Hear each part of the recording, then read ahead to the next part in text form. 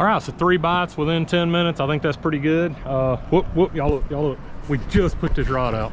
Another fish. I literally unclipped the camera and hooked it up.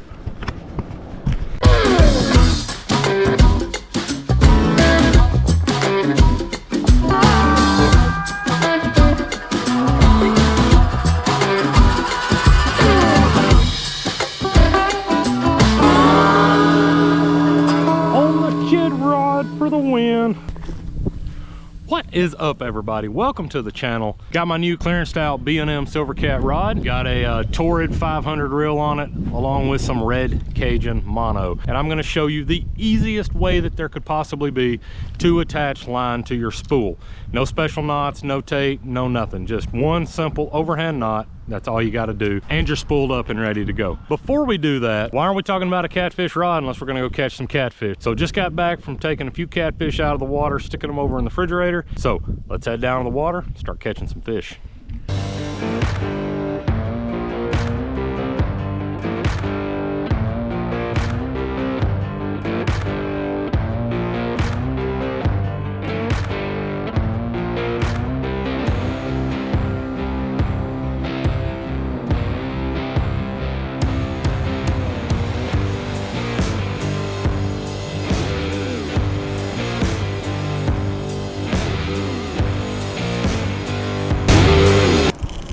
Whoop. Y'all seeing this? We're getting a bite. Getting a good bite. Got him. On. Got him on. What do we got this time? Y'all look at that. Nice, perfect eater size channel cat right there. Perfect eater size. Circle hook. Did its job right here in the corner of the mouth. Can't complain about that. Small little channel cat, but again, he is perfect eating size fish. So, and we've been here about 10 or 15 minutes now, so hopeful that these fish are going to bite today.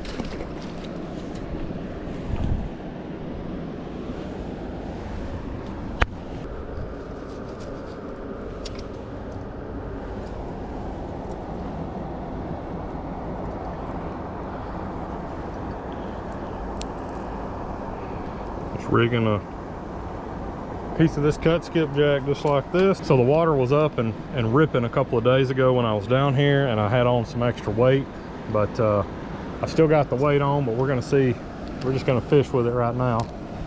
Hopefully we don't get hung in the rocks. Put that back out there about where it was and see if we can get another bite.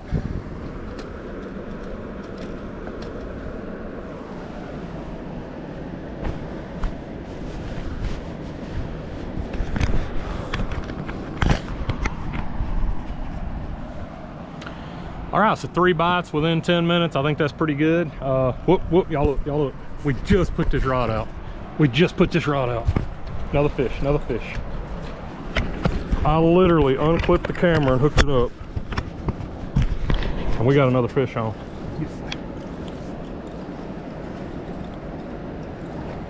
Better sized fish. Tell you what, I've got my net, so I'm gonna use it. On these steep rocks here.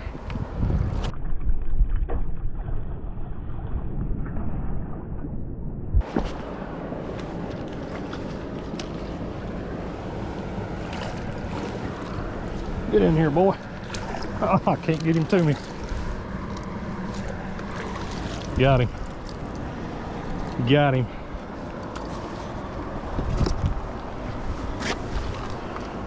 Whew. Guys.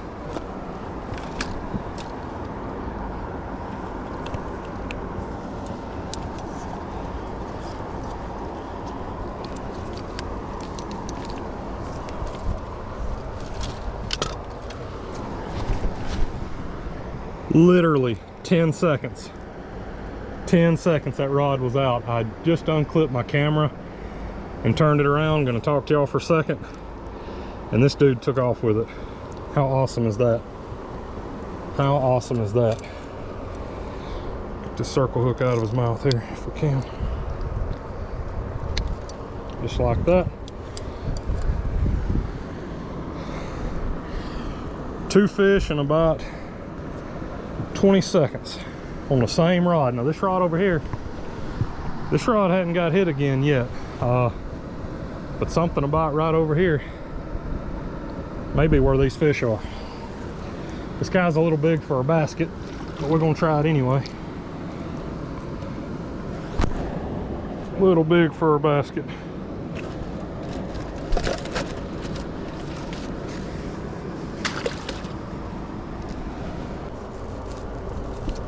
But just cutting a little steak. I'd like it to be a little flatter than that, but this thing is still froze, so it's frozen, it's stiff. I might have to downsize to get it the way I want it, but at least we know there's something in here biting.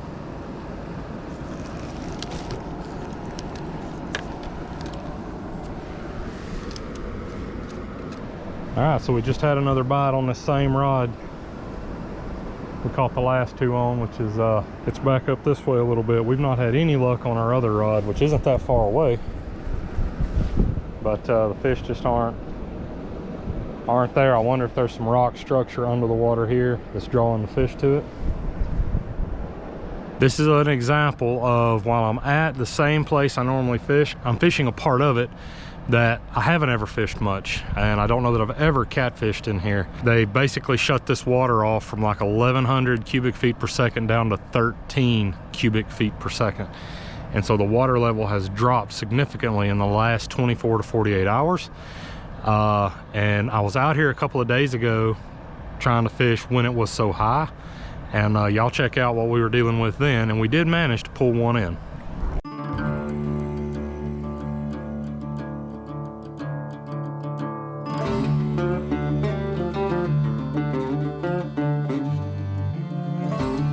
The weather is a gloomy mess today. A little bit of rain this morning, and today I'm trying some cut skipjack fishing for catfish.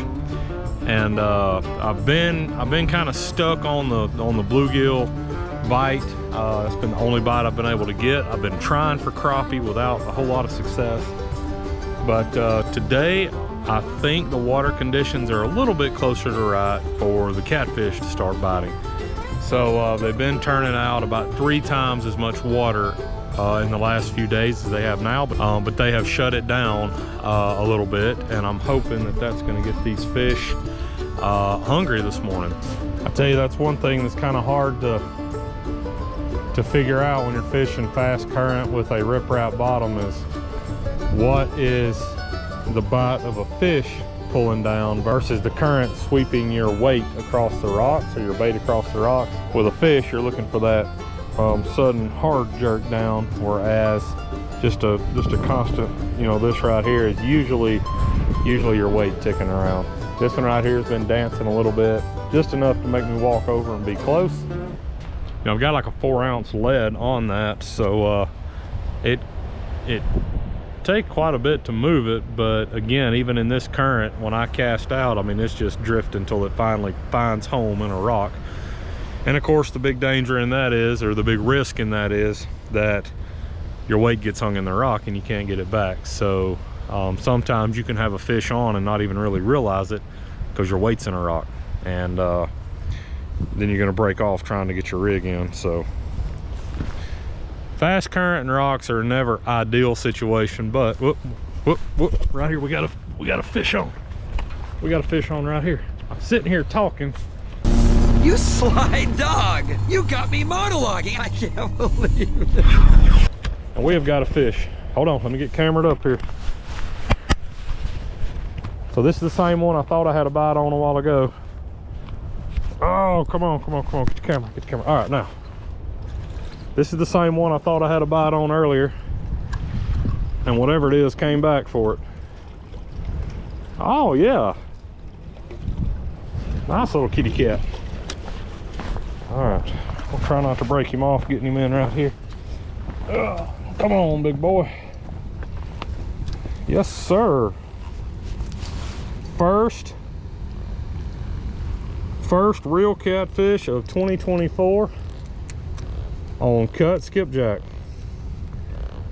Skipjack that I actually caught hook and line out of this body of water about, I don't know, 3 months ago. I think it was December. If you haven't seen the video, go back and check it out. But that is a perfect eater size catfish. Again, that was only 2 days ago, and you can definitely tell how the current was ripping. We only got that one catfish pulled in, but I've already got 2. We've been here about 20 minutes, caught those in about 20 seconds. And what we're using is cut skipjack. So this is skipjack that I caught. I actually did a video catching these fish, and it's been in my freezer. I'm pulling it out, cutting it up into fillets or steaks, putting it on. I got one rod with a 3/0 eagle claw circle hook. My other rod's got a 4/0 eagle claw circle hook. And the only reason to have 2 different size hooks is that just happened to be what I grabbed out of my hook bag when I tied them on. So there's no special reason there. But I'm hoping that we found a place where they're moving up closer to this current that's coming through, which is not a lot, but hopefully it's a calmer current that they're actively feeding in. So I'm really hoping after getting those 2 out that we can put a few more in the basket. Family's going to be down here anytime now. I think we're just going to kind of eat supper and hang out here for a little bit. But I brought JoJo's new rod that his great-grandfather bought him. It's a little Zebco. I don't think it's a Dock Demon, but there's not a whole lot of difference on those short Zebcos. So I got it rigged up for him under a bobber with just some really tiny pieces of that cut skipjack, and we were actually getting some hits off of it. So I'm going to play around with that a little bit until they get here. And if I can get him down these rocks, him and John Cohen, I will let them fish with that. All right, been about an hour since we caught those last 2 catfish back to back, and that means it's time to switch spots. Plus the family's here now, so we need a place a little bit more family friendly to get down to the water at. All right, Joe, I'm gonna work on yours now again.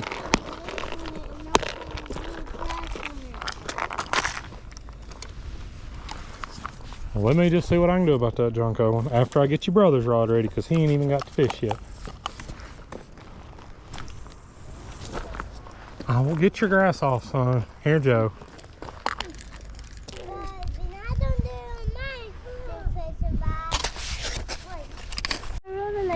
Oh yeah, reel. All right, back up. Get him on the bank. Back up. Back up. Back up. What you got? What you got? On the kid rod for the win. Can I get him off the hook? Yep, Yeah, we'll keep him. That's a nice little catfish, and he hit that on the bobber instead of on the bottom like Daddy's fishing. Wow. Mom! Daddy, don't do it. I got a fish on my dead rod. All right, another nice little channel cat, and we got this on the Zebco Dock Runner. So Joe was fishing about a size number 6 Aberdeen hook with a small piece of cut shad on it under a bobber, and small little channel cat hit it. I mean, perfect eating size channel cat hit it about the time it hit the water, and so we've got another fish in the basket. All right, so we wound up catching 3 yesterday afternoon. Kind of wrapped everything up pretty quick. I was fighting with some battery issues and had some other stuff going on, but got 3 in the refrigerator, and we're gonna cook those somehow, sometime. I'm not sure if we'll video it or not, but a lot of you know I picked up some red Cajun line the other day, and I've had the same line on my competitor catfish rods now since I bought them last year. But these were $18 combos. I mean, super cheap. I couldn't walk out of the store, you know, without them. I didn't know if it was going to be something that I would actually use much of or just pass on, but they've actually turned out to be a couple of pretty good rods. The reels are not that great, and so I'm going to upgrade reels sometime, but there's nothing wrong with these rods. We're going to reline it with some of this Red Cajun 17-pound line. I'm going to show you the easiest way to make your line to reel connection. Now, I'm not joining into the great debate on the correct way to spool it, as far as how to hold the spool of line while you reel it in. Do you stick it on a pencil? Do you just let it fall on the ground? Do you throw it in a bucket of water? Do you get one of those little fancy spinny things to get it on there to avoid line twist? Does it go counterclockwise, clockwise? I ain't getting into all that. What I'm getting into is a quick way with no complicated knots to attach the line to the reel. But first, we got to get all the old line off. You are just going to take off running down the driveway. Hold it and go. That's a big fish. Yeah, there goes my fish. They're so gullible. So I think this reel probably had 20-pound mono on it. I'm changing it out for 17. That's not a big difference, but the line is getting old. I've had this in a lot of different water, and so we're just going to re-spool it with some new stuff. All right, whoop, whoop, that's it. And you can see here, this is some fancy little knot. I think they call that an arbor knot or something like that, but that is not what we're going to do. And so this is a super easy way to do this. No tape required, no special knots. Just take your line, bend it over. I got about a 4-inch tag end from the bend right here. All right, do an overhand knot. Pull it down tight. So all you're going to wind up with is a loop like that. You can trim this tag end loose if you want. I got about 1.5 inches left over. You can trim that if you want, but it's not necessary in my opinion. And so I just cut off a small section for you to see here. Now, that is just an overhand knot in the end of that. And literally, all you're gonna do, open it up, pass your line through it, to where you've got basically a little slip knot, just like that, okay? You can see I can open and close that. Now, here's the key for getting it to reel. You wanna make sure that the rotation of your reel is pulling against the loop. All right, so see how as you reel that, it's going to get tighter and tighter as you reel. But if you flip your knot over the other way, spin it over, and you spin the same direction, now it doesn't get tight. So you're going with the loop instead, and it just spins in a circle. So that's one of the biggest things, is figuring out which direction to orient your loop when you put it on the reel. Typically when I line them, I only start it through this bottom eye, and then when I'm done, I'll thread it up through the rest of the rod eyes. So we've got to open our bail first, take my loop, pull my main line through it so that I create this little slip knot here. And then I'm going to go around the spool. So then once that's pulled tight, you'll see if the rotation is this way, see my knot and my tag end are just spinning around the reel. But if I go the other way, it starts getting tight, and now the line is feeding right through my fingers, and it starts to wind up. So close our bail on it. Now we're ready to reel, and that's where I'm going to enlist some help again. And again, I don't pay much attention to how it comes off the spool. I do put a little reel magic on it occasionally. All right, so next up, most of you that follow along know I just picked up this B&M Silver Cat rod on sale. Don't really have a reel for it, but what I do have is this Torrid 500 series reel. I actually picked that up at Academy like 2 or 3 years ago for about 15 bucks. So it was marked way down, and I've just had it on this little Whisker Seeker tackle ice fishing rod, little short rod. And we've actually caught some catfish on this rod. As a matter of fact, we did a video fishing a pay lake last summer, and my boys reeled fish in on these rods. But what I think I'm gonna do, I'm gonna go ahead and put that Red Cajun line on this reel. This has been on there for a few years now, and just gonna get it moved over to the bigger rod. And then what I may do is take one of those new Ozark trail reels that I just picked up. I've got like a 300 series. I may put it on here. So gonna get this swapped over, gonna get it lined up on my B&M, and we'll take it out for its maiden voyage on our next catfishing video and see how it does compared to this super cheap competitor rod. So I just finished up pulling all the line out of this, and I just thought I'd go ahead and show you exactly how I had this put on. And I did this like 3 years ago. Got a slip knot, same exact thing. I know it's kind of hard to see, but where the loop is, when you pull it this way, it gets tighter. If you pull it this way, it just spin in a circle. So when I back that off, pull it off of here, That's exactly what I just showed y'all that I do. I do that on every single reel that I have ever owned, because it is the only way I've ever known how to put them on there. I didn't know about all these specialty knots where you attach it. I've never put tape on my reels before to hold it down. Now, a lot of the things that I read about that said if you don't do these special knots, then it's prone to slipping. If you're fishing with your drag set properly, I see no reason why that loop knot would ever slip on your spool. But I can see that maybe if your line is low or a fish spools you and you get really down close to the spool, that it might potentially begin to slip on you. But I've literally done this since I was 8 years old. Ever since I lined my first reel, I have never had that problem where a fish was pulling line off because my knot was slipping. So let's face it, you're gonna have a couple 100 yards on your reel. That reel's down super tight. There's no way that the whole, you know, winds of line are just gonna start to slip on that spool because of the knot you had at the bottom. You'll never convince me of that, I don't think, but now you do it the way you wanna do it, but I'm gonna rig this one up the exact way it's been on there for years, and the exact way that I would do all of them with no tape and no special knots. Now, it'll tighten up. Just like that. All right, all spooled up. I generally like to go about 1/8 to 1/4 inch away from the edge of the spool. Sometimes you have a little flare there, kind of an indicator, but. And just like that, we put some cheap fishing line on some cheap fishing reels on some cheap fishing rods.